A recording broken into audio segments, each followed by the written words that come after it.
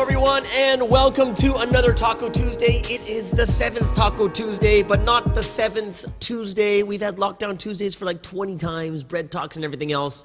Welcome everyone. I hope you guys had an amazing weekend. Just want to give some early shout outs to Ayaka and Yanlan and for just joining us early over here on YouTube and over there on Facebook. And I hope that you guys are going to have a wonderful and awesome time. Today we're going to talk about the story of the 10 virgins, but before that I want to figure out, what are you guys drinking? What are you guys drinking at this time? I am drinking my usual. And what is my usual? It is a homemade iced latte. All right, wonderful. And now I have that, and plus I have my M&Ms every single week. It seems like I think I'll get sick of it soon, but I'm getting peanut M&Ms every week with a nice latte. I'm going to have to change this up a little bit more too. All right, so I hope that you guys had a wonderful weekend. You guys are going to have a wonderful time today too. Questions. If you guys have any questions, even right now or during the talk or sometime, anytime, just go ahead and put that into the chat room. We'll make sure that we'll get that question into the list. All right. So let's relax. Take your last, well, I'll take my last sip.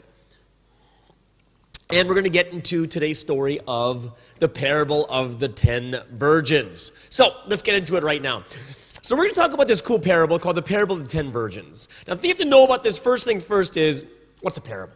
Okay? What is a parable? A parable is like a story that uses symbolism, metaphors, similes. It's comparing one thing to another. It's kind of like indirectly speaking to someone. You know, like poetry. Poetry uses symbolism, metaphor, similes all the time. It's like, oh, your love is like a rose, your eyes are like pools of water. You know, it's like those kind of corny things, right? But that's what a parable is. It's comparing two things. Now, it can be romantic, it can be funny, it can be cool, and sometimes it can be bad also. It's like, you know, when you're trying to hurt someone too, it's like you're talking to the person right in front of you like, you know, I know someone who's like this, and it's obviously you're talking about the person right in front of you, right? So it can be used in a good and a bad way, but when Jesus used these parables, he used it to teach about the kingdom of God. Okay? So today we're going to talk about this amazing parable, and this is a parable of the story of the 10 virgins. Now, let me give you a setting of the story. What's the background? What's going on at this time? So number one is it's a time of a wedding. So the first thing you have to know is it's a wedding time, the wedding day. Second thing is there are 10 virgins waiting for the bridegroom to come. Okay, they're going to meet the bridegroom, they're going to have their lamps ready, and then they're all going to go to the wedding banquet together. All right, now a couple things you need to know is this. What happens in this time, well, I'll talk about this a little bit later, but I'll talk about the stages of what a wedding is like in the Jewish culture. But all we need to know, it's a wedding day, 10 virgins are waiting for the bridegroom, so let's go straight into the story of the 10 virgins. Okay, so first, 10 virgins. They're all waiting for the bridegroom to come, but no one knows when the bridegroom is coming, and it's getting late into the night. Second thing you need to know is there are 5 wise virgins and 5 foolish virgins. Now, what is the thing that predicates whether they're wise or foolish? Well, it's about how much oil they have. It's at night, so they need their lamps, and in order for your lamps to be burning, you need oil to burn, right? So the 5 wise people, they don't just have oil in their lamps. They have extra oil just in case, okay? On the flip side, you have the foolish ones, the 5 foolish virgins. What's wrong with them? They have lamps, and of course they have oil, but the problem is they don't have extra oil. So when the lamps are burning constantly, it's eventually going to run out, and you need the extra oil. So what happens is everyone falls asleep, okay? Everyone falls asleep because the bridegroom is not coming, and guess what happens at midnight? Midnight strikes, the horns blow, and they're like, hey, the bridegroom is coming. All these 10 virgins get up, they start to trim their lamps, but it's been burning all night because they fell asleep. So the 5 wise ones put their extra new oil into it, and the foolish ones are like, hey, come on, lend us some of the oil. And they're like, hey man, if we lend you some of this, then we might not even be able to go. We don't even know exactly when he's coming, right? We don't even know if we have enough. They're like, oh, okay. So the 5 foolish virgins went back into the town to buy some more oil. But during that time, the bridegroom comes, and the 5 wise people, the 5 wise virgins, go together with the bridegroom into the wedding banquet, okay? Later, the 5 fools come back, and they're like, please, guys, let us in, let us in. But the time was already over. It was too late. And the bridegroom says, I don't know you. And they can't get in ever. And that's the story of the 10 virgins. Okay, so this is the thing that we have to think about to ourselves right now is, this is a story about 10 virgins. It's a story about a wedding banquet and a bridegroom. Like, especially, I'm a guy too. I ain't waiting for no bridegroom, right? I'm not, right? So if we look at this like, oh, what does that mean? What does this story have to do with us, with me, right? Most of us, probably 99.99% of us are not going to be in this situation, right? So could this really be related to my life? And that's what we're going to go over today. Does this story, with the symbolism in it, what does it mean to us? So let's go over 3 things that we can learn from this story that will help us in our daily lives. First thing, and this is probably the most important thing and the most obvious one is, those 5 foolish people, what was wrong with them? They were not prepared, right? They were totally not prepared. Like they knew, like they didn't know when the bridegroom was going to come, but they just assumed that it was going to be enough oil. Right? So kind of they're like lazy and they're kind of guessing and they're not really sure, but they weren't really prepared. The first thing, guys, is we need to be prepared we really, really need to be prepared. The verse I'm going to show you is Matthew chapter 24, verse 43, and it says, think about this. If you own a house, if you know when the robber is coming to rob you, it'd be so easy. But since no one knows, right? A robber comes when? They don't come and announce hello guys, I'll be there at 12:25, so just make sure you leave the door open and, just make sure that you guys don't do anything to me, right? No. They come at a time no one knows. Day after day, we're wondering, are they ever going to come? So what happens here, it says what? It says you have to keep watch, right? So that your house doesn't get broken into, which means you need to be prepared and ready for it, right? Doesn't mean you don't sleep. Right? But it means you need to be ready for it. Now, the thing you have to know about this story is, this story is the day of the wedding, which for almost every person in the world is going to be the most important day of your life, meeting the most important person. Okay? So this is not something that's trivial. This is, some of you who might still be in high school, you might think to yourself is this really the most important day? And the answer is, it will be. Maybe not right now, but in the future, you'll be like, this is going to be the most important day of my life, okay? So what happens, you got to understand what happens at this time and why preparation is so big. In the Jewish, in Jewish tradition, when it comes to weddings, there's 2 stages of the wedding. The first stage is called betrothal, okay? Betrothal. There you go. Betrothal. And this is something interesting because what happens is, this is like the engagement. So what happens in the engagement is, you sign this contract, like a contract, someone gives you like a gold ring or whatever it is, and that during that time, you're considered married. However, even though you're considered married, you cannot live with each other and you cannot do anything with each other. Basically, it's preparation time, and it's minimum 1 year. Up to it's usually about 1 to 2 years. But at that time, you're married, you cannot meet other guys, you are promised and considered married. If you break it off during this betrothal time, you have to actually do divorce.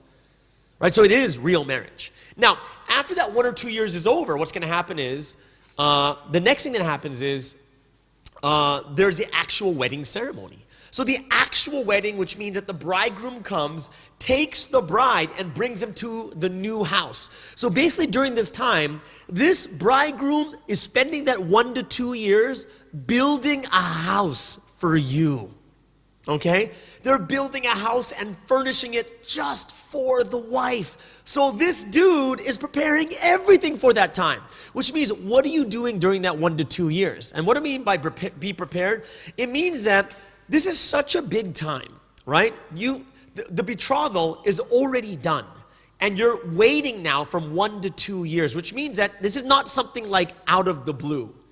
We know it's relatively 1 to 2 years, which means it's a time that we all have to realize that, yeah, of course it's a time that all of us should be prepared or preparing something, right? They should be preparing something. It's not just you. Your husband, the bridegroom, is preparing a house for you.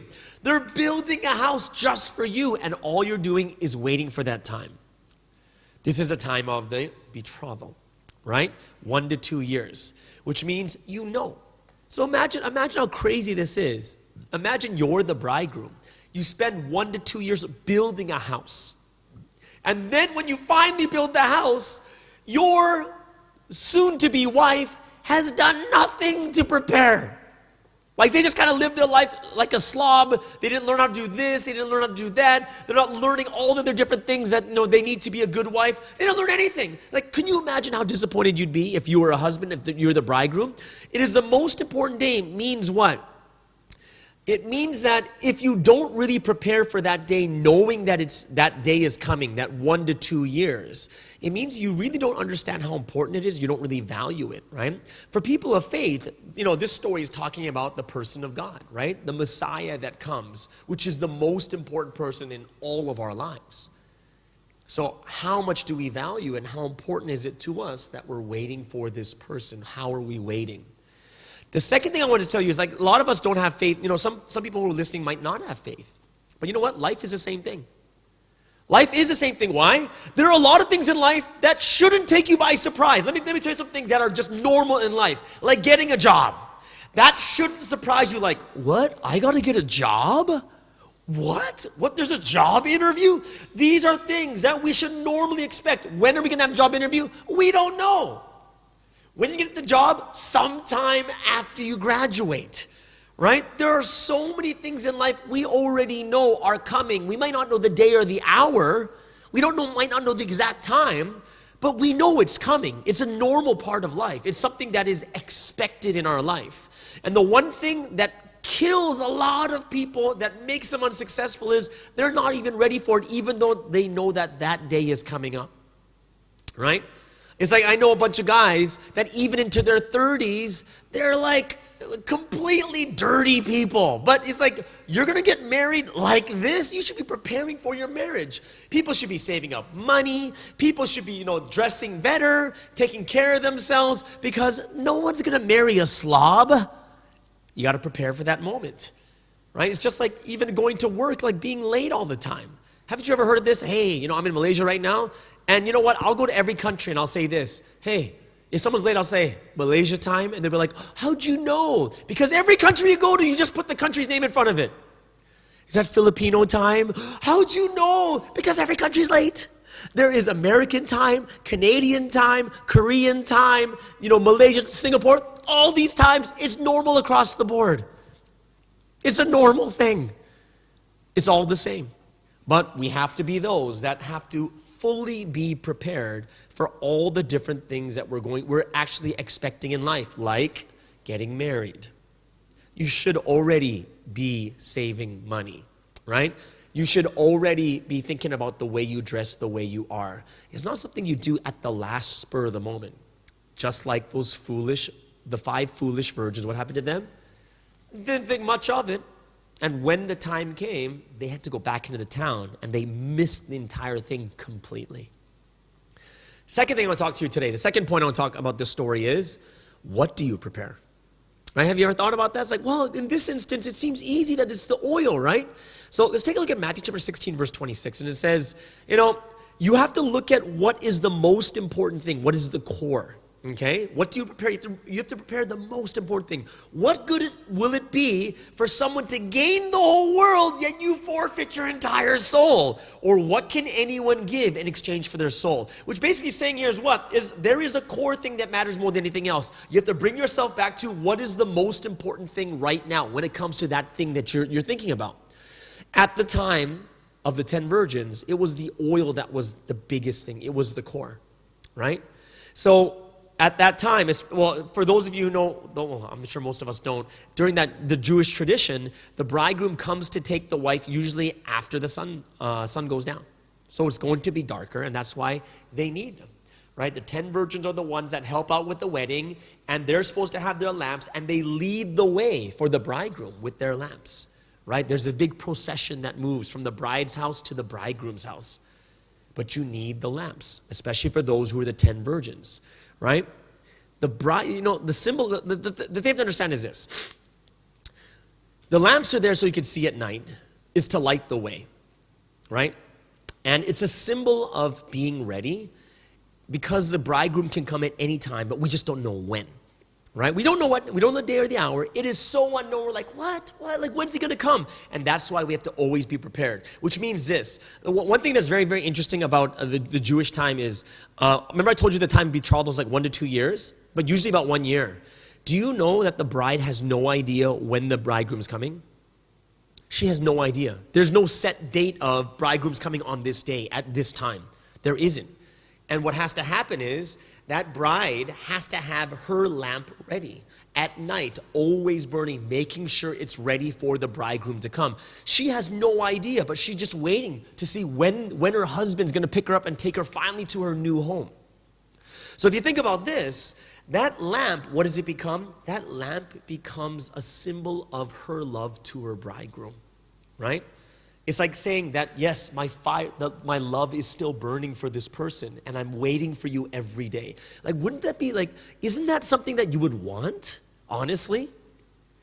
Like, wouldn't it be weird? You get there, it's like, hey, you there? And she's like, huh? And there's no one there. It's like, oh, where is she? Oh, she went swimming. She went swimming. You're like, what? Yeah, she went swimming. You're like, it's like 11 p.m. Yeah, just decided to go swimming. You're like, what? Like, can you imagine if you went there and this person, their lamp wasn't ready? That symbol of their love for each other. And that's something we really have to understand at that symbolic level. That lamp is a symbol of the bride's love towards the bridegroom. And having it always on at night and ready, it's symbolizing that the love is always on, right? As long as it's on, taking care of this, it's a sign to the bridegroom, oh, her love is still there even after a year. We haven't even seen each other, right? There is a core to every single thing that we do, right? And I'm going to tell you this right now is, the core is actually the same in everything. There's only one core. So you might think to yourself, well, what for work, does it mean I can't be late? Is that the core? And the answer is no. The symbolism of the oil is symbolizing the love, right? It symbolizes the love, which means what? It means that in everything you do, there has to be a love for the thing that you're doing. Because when you lose that love, you no longer want to do it. When you lose the love, you don't care about preparing. When you lose that love, you get bored. You get like, you want to start thinking about other stuff, right? That even if you don't really love the thing that you're doing anymore, what happens is, even if the person is sitting right in front of you, you're going to be distracted on your phone, right? You're going to be distracted doing other things and these things, right? That fire of your heart, that love for your job, right? There's got to be some type of love there. Not just, there's got to be some type of love, right?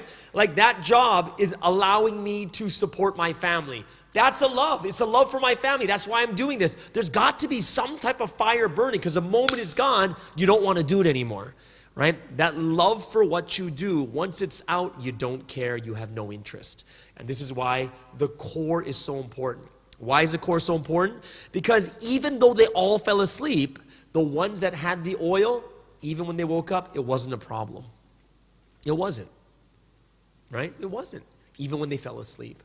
And when you are prepared with the core thing, what happens?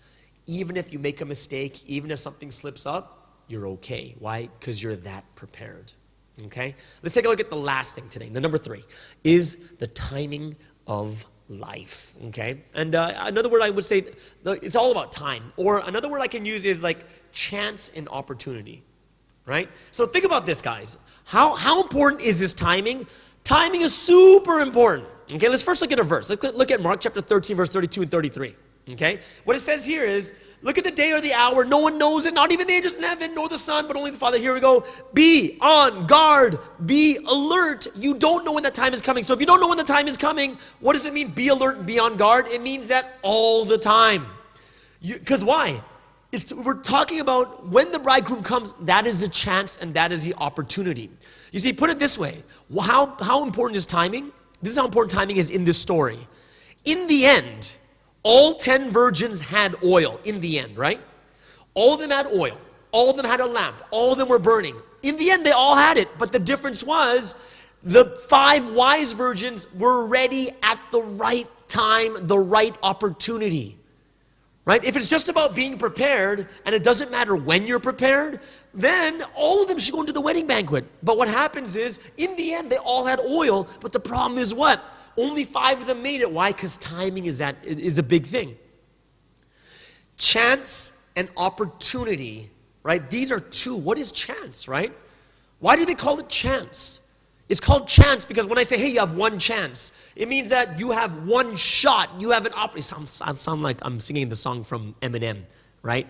8 Mile, have you guys heard that? You have one shot. Why not forget it? You guys are probably too young for this, right? So you got this one chance, and once the chance goes by, it's done, right? It's almost like if you're a soccer player and you score after the whistle.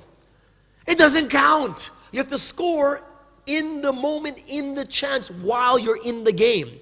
You can score 10,000 goals after the time expires, but it doesn't count. In the same way, too, think about it. Everyone had oil, but the 5 foolish ones didn't have it at the right time. Timing is so important. Let me give you an example of how good timing is. Let's take a look at it. We're all on YouTube and Facebook, right? I'm going to talk about YouTube right now. YouTube, you know how amazing YouTube is? Like YouTube, they bought it. Who bought it? Was it Facebook? No, Google. Google bought YouTube in like 2006 for something like $1.6, $1.7 billion in 2006. Now here's the thing. They weren't the first company to make this video platform. There were other companies doing it. What was the difference? It was timing. Well, what timing are we talking about? Before YouTube, there was no broadband.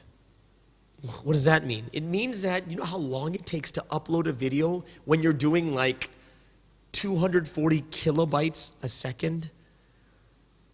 Right now we're doing like 150 megabytes, right? 100 megabytes a second. Do you know what like 240 kilobytes is? That is 0.024 megabytes a second. Do you know how slow that is? Do you know how long it would take for you to watch this live stream video right now? You'd be watching it, bits and pieces, maybe going like this.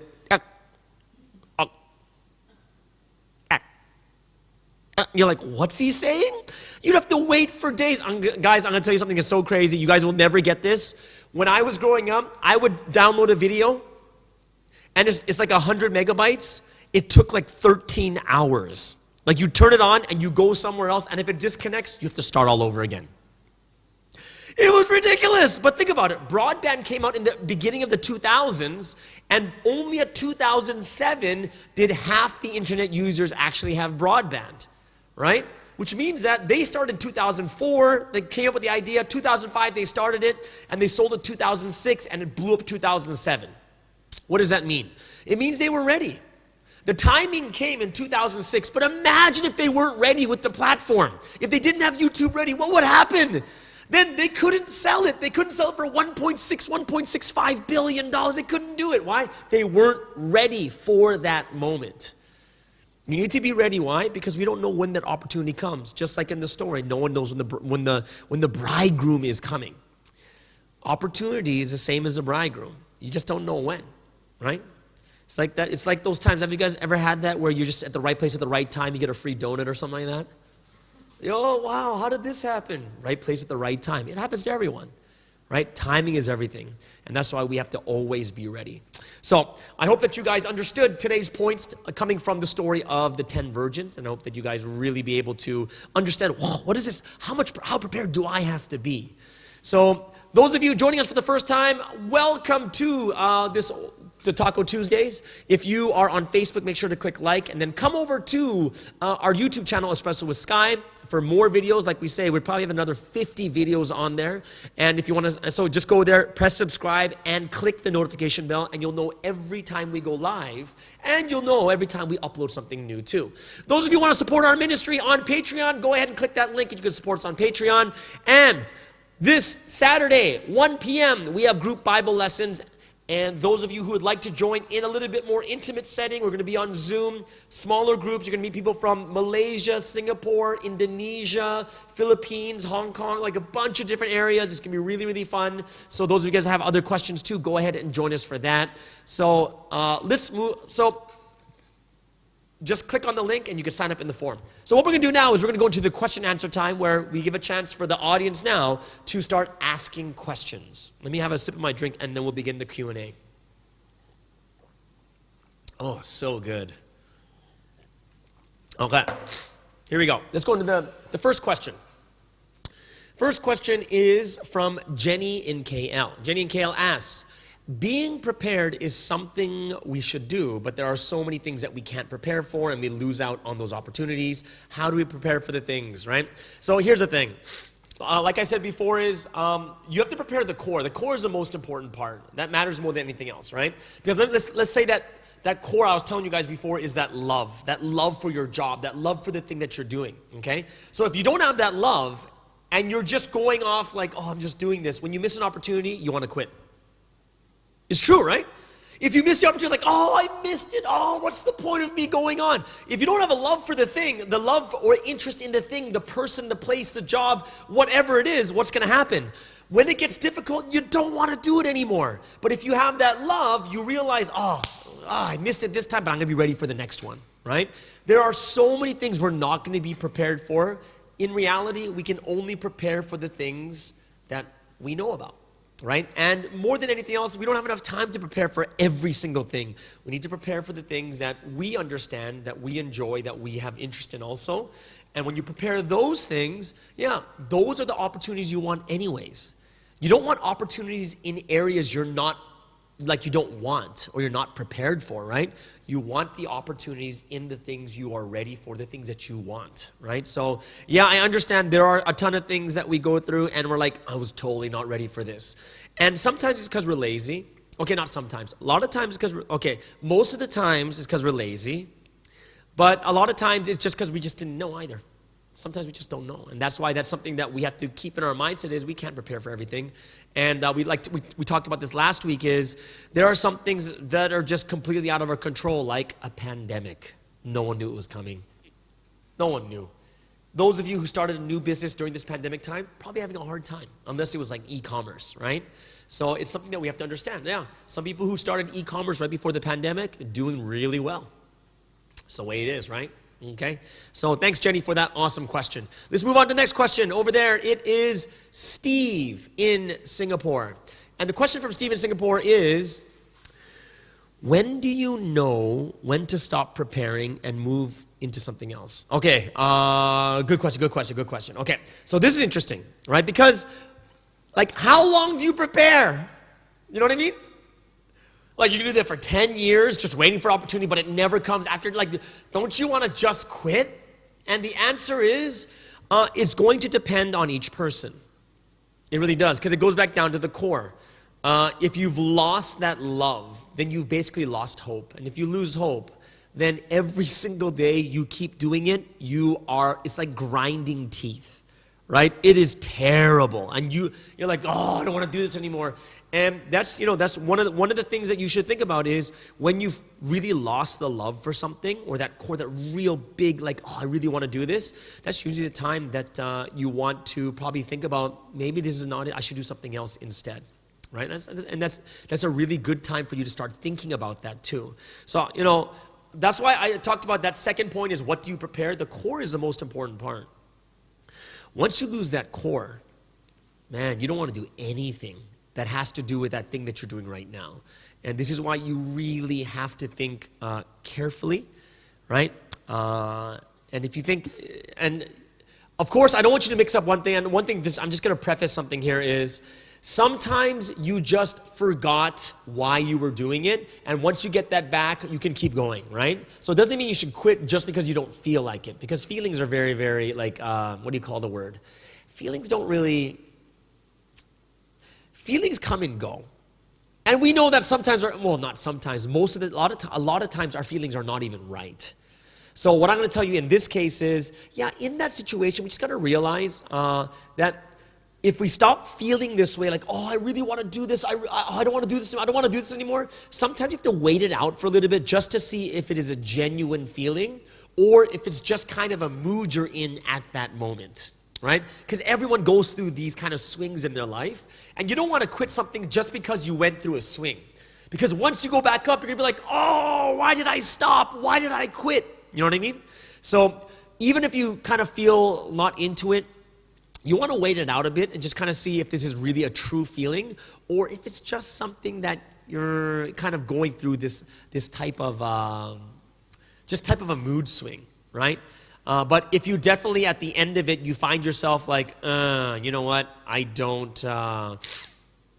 really lost my love for this, then once you're sure about it, I would definitely think about moving on to the next thing. Yeah, and that's a big important question because a lot of people are like, oh, well, I don't understand this. I don't understand this either. Yeah, and it's a thing that you have to know yourself well with, right? And it takes time. All right, thanks, Steve in Singapore. Let's go to last question for the day. Last question is Joanne in PJ. Joanne in PJ says, what can I do if the heart and motivation cools down while preparing and waiting for something I want? And now, this is going to depend on, like I was kind of talking about this before, but there's two things that matter here. For instance, if they are things that are like life responsibility, you can't just skip it. Like, for instance, imagine you're taking care of your family and you're making money so your kids can eat. You're not going to be like, well, I'm not motivated to take care of my kids anymore. They can cook their own food. I'm just going to eat McDonald's and do this by myself, right? Like, you can't do that, right? If your motivation cools down while you're preparing or waiting for something that you want, some things you have to realize are really, really important responsibilities of life, like a basic necessity of life or a basic thing that you know you should be doing anyways. And those things, you have to kind of reestablish why you're doing it, remember why you did it in the first place, and think to yourself why am I not liking it right now? What's the big issue? Because a lot of times there are a lot of outside factors that kind of take away our motivation. Example is when you're not in a good mood, motivation is not really there. When you're going through a very hard time, like say during a pandemic, you lost your job, or a lot of people are really, really stressed out. Yeah, if it's prolonged, then that's an outside force that can shake your motivation, right? So you have to kind of really assess yourself well. And especially, I'm going to tell you right now, especially at this pandemic time, people are just in general way more stressed and way more anxious than they were before. So I would not base it on this pandemic time. Yeah, I just wouldn't base it on the pandemic time, because the pandemic time is a very special time, and you just don't want to go into the future regretting like, oh, I should have did that. I should have done that, right? That, like some people will like want to quit their jobs at this time is too hard. But at the end of it, like by the end of the year, if you just stayed for 3 more months, there's this crazy bonus that everyone gets for sticking it out for the pandemic time, right? So there's a lot of different things a lot of different factors, but you want to kind of assess where you're coming from. Number one is remember why you're doing it in the first place. Find what's that big reason you did it. Second thing is look at the external factors, like not the thing you're looking at right now, but all the external factors that are affecting you. Or you could say internal, inside your heart, right? Just maybe being in a bad mood or something happened, like external factor that can affect your internals, like say someone close to you passes away, right? That's an external factor. Or something happens, your child gets sick, right? Or gets into or your husband gets into an accident, right? These are all things that are very external that can affect your thinking, your heart, and the way that you deal with situations, right? So I would definitely try to look at the full situation and assess what are the external factors and just see if it's really that thing itself, or is it just because of all the things that are going on at the same time, right? So yeah, Joanne, I think that would be probably the best thing for you to do, is just kind of check out those different areas first before you make a big decision like that, right? Because you prepared so much already, and no one knows when you're going to get it. It could be tomorrow, it could be the next month, or whatever it is. But if it's something that you really, really think is necessary, it's sometimes it's good to really assess it before you cut off everything and kind of destroy all the preparation you did in the first place. Okay? All right, Joanne, thank you so much for that wonderful question. What does that mean? It means that we have come to an end of today's Taco Tuesday. Today's the 7th Taco Tuesday. I'm so glad that all of you have joined us today. I hope you guys had an amazing time. Today we went over the story of the 10 virgins, and I hope that you guys will really think about how this is affecting our lives too. I hope more than anything else that all of us will be prepared, stick with it. And if it's something that's really worth it, it's better to stick with it until the end. All right, everyone, have a wonderful day, and we'll see you guys again. See you next week, or maybe Thursday for Bubble Talk, or even on Saturday for the Bible study. Everyone, have a good night. See you later. Bye-bye.